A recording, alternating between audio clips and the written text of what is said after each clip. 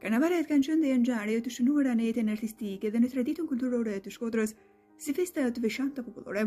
Nuk është rasti këtu të bëjmë ndonjë histori të hollësishëm të karnavaleve, sepse për ato janë shkruar studime dhe artikuj të shumtë nga figura e personalitete të kulturës e të traditave tona, si profesor Filip Ndoca, profesor Ramadan Sokoli, nga John Karma, Gjush Shildia, Led Zedeja e tjerë, por është botuar edhe një libër i veçantë me vlerë me titull Historiku i karnavaleve shkodrane nga autori John Stefan Mizagli. Në librin e profesori Sali Balit, Betet shkodrane, ai i kushton një kapitull të veçantë dhe më vetë këtij riti festiv mjaft popullor, se festa të gëzueshme që është praktikuar në Shkodër në periudha të ndryshme. Një gjë e tillë imponohet nga fakti se Betet janë pjesa më e rëndësishme e tyre. Ato shndrojnë në thelbin apo bazën e zhvillimit të karnavaleve dhe përbëjnë tematikën dhe problematikën thelbësore të krejt zhvillimit të tyre. Ka të dhëna se karnavalet në Shkodër kanë filluar për herë të parë të organizohen në vitin 1861 në vazhdim, kryesisht si një festë fetare. Ishte koha kur Betet në Shkodër kishin krijuar një traditë të konsoliduar e që ishin bërë një dukuri masive për kohën. Mendohet se në vitet e para, karnavalet janë zhvilluar me bete të krijuara aty për aty, sepse nuk ka asnjë të dhënë sa ato janë shkruar më përpara. Për herë të parë, betet e karnavaleve në Shkodër na kanë ardhur të shtypura në vitin 1913, në vitin e parë të pavarësisë. Ajo që ka rëndësi e vlen të theksohet në këtë rast është se në bazë të veprimtarisë së karnavaleve në Shkodër qëndrojnë betet e njohura shkodrane të kultivuara më parë. Betarët më të njohur shkodran kanë qenë në të gjitha kohët hartuesit edhe të beteve të karnavaleve, në përgjithësi pa shkollë, por të aftë për të kthyer në humor ngjarjet e jetës shoqërore e politike të kohës.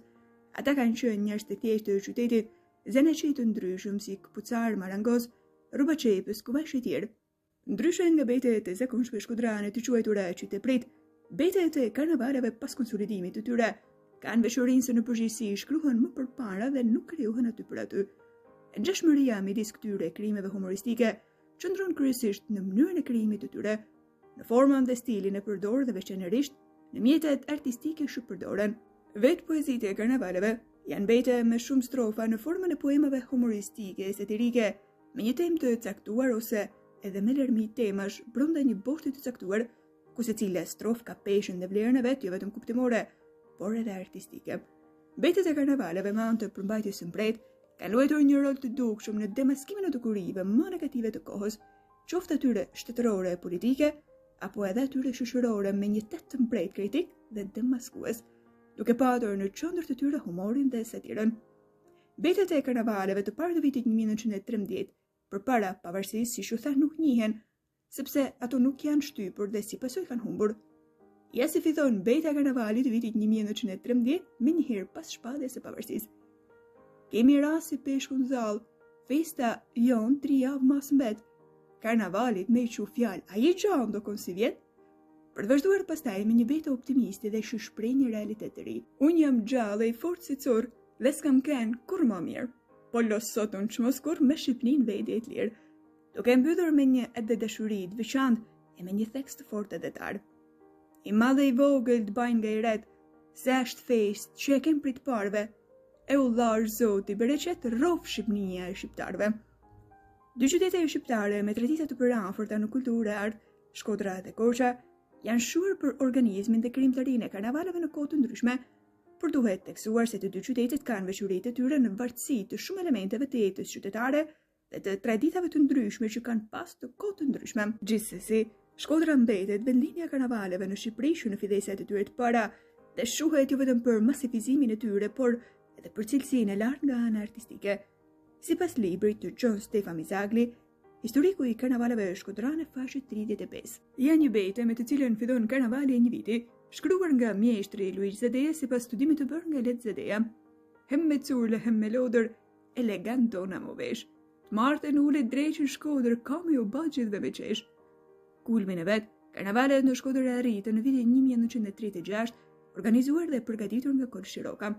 Ato mbahen mend për guximin dhe fortin e tyre të demaskimit të realitetit. Figurat më të shuara në trajtimin e beteve të karnavaleve janë Kol Shiroka, Luigi Lazuko, Ndoc Temali, Koltivari, John Kraini, Matish Prendushi, Luigi Zedeja, Kol Topi Toma e tjerë. Edhe në kohën e diktaturës për vite të tëra, organizuheshin karnavale, por tehu i tyre kritik ishte kryesisht aspekti shoqëror, me një theks të mprejt politike e partijak. Janë ndaluar në këtë kohë Tano Banushi, Big Pepa, Joshua Vasia, Muharrem Nuria, Pierin Ashiku e të tjerë bejtarë të njohur të Shkodrës. Nga viti 1966, ato nuk u zhvilluan më në Shkodër sepse u quajtën si gjini që nuk i shkon moralit socialist. Pas viteve 90, karnavalet u përtërin dhe morën një shtrirje më të gjerë në të gjithë qytetin, duke rritur cilësinë e paraqitjes së tyre. Karnavali i parë pas ndryshimeve demokratike fillon kështu. Karnaval mu më ka mbet nami, e ju gati më patet harue. Erdhi debri e zamani me u kthye plak po knash me ju. Një tub vjetësh kanë kalue Shqipërit fundit herë ndava, nuk kam dek, as kam barue, vesh prej mallit për ju kjava. E tjerë. Që nga viti 1991, karnavalet në Shkodër zhvillohen për çdo vit, me cilësi gjithnjë më të lartë.